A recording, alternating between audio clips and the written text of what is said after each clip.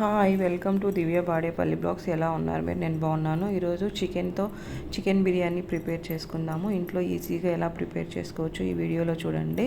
Don't miss it. ఇలా నేను ఒక హాఫ్ కేజీ చికెన్ తీసుకున్నాను. పెద్ద చికెన్ అంటారు. ఇలా half glass basmati rice plus ఒక గ్లాస్ నార్మల్ రైస్ తీసుకొని కడిగి వాష్ చేసి పెట్టుకున్నాను. ఇలా చికెన్ని నీట్గా ఉందా చూసుకోవాలి. ఇప్పుడు ఒక జార్లో అల్లం వెల్లుల్లి పేస్ట్, మిర్చి, పుదీనా, కొత్తిమీర, చెక్క, లవంగాలు, యాలక్ బొట్లు, అజ్వైన్ వేసి గ్రైండ్ చేసుకొని మిర్చి కూడా వేసి ఇలా రైస్ను చూడండి కొలతలు తీసుకున్నాను. ఇలా కొలతలు తీసుకుంటే చాలా ఈజీగా వస్తుంది. రెండు రైస్ మిక్స్ చేయడం వల్ల చాలా బాగుంటుంది. అది గ్రైండ్ చేసి పెట్టుకున్నాను. తర్వాత ఒక బౌల్లో దీంట్లో మరాఠీ మొగ్గ, బిర్యానీ ఆకు, కొమ్ము ఉంటుంది, ఆనియన్, పచ్చిమిర్చి వేసి కొంచెం బాగా గోల్డెన్ కలర్ వచ్చే వరకు ఫ్రై చేశాను. తర్వాత ఒక టమోటా వేసి ఫ్రై చేశాను. ఆ ఫ్రై అయిన తర్వాత ఈ చికెన్ వేసుకొని బాగా మగ్గే వరకు దీంట్లో కొంచెం పుదీనా, కొంచెం ఉప్పు, పసుపు వేయడం వల్ల పీసెస్ బాగా మగ్గుతాయి, తొందరగా పడతాయి పీసెస్ కూడా. ఇలా వేసుకోవడం వల్ల ఇప్పుడు కొంచెంసేపు ఉడకబెట్టుకుందాము.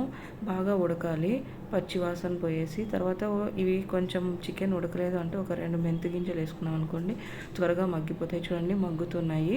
ఇప్పుడు మనం గ్రైండ్ చేసి వేసుకున్నాం కదా, ఆ పేస్ట్ వేసేసుకొని పచ్చివాసన పోయే వరకు బాగా కలపాలి.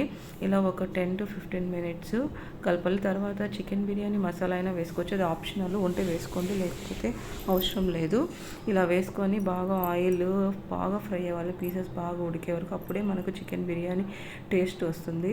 ఇలా బాగా ఉడకనిచ్చాను, బాగా ఆయిల్ సపరేట్ అయ్యే వరకు. మనం కొంచెమే ఆయిల్ వేసాం కానీ చికెన్లో కూడా ఆయిల్ ఉంటుంది విత్ స్కిన్ కాబట్టి చాలా బాగా అనిపిస్తుంది. చూడండి ఫ్లేవర్ ఎలా ఉందో, స్మెల్ కూడా సూపర్గా వస్తుంది బాయిల్ అయ్యేటప్పుడు.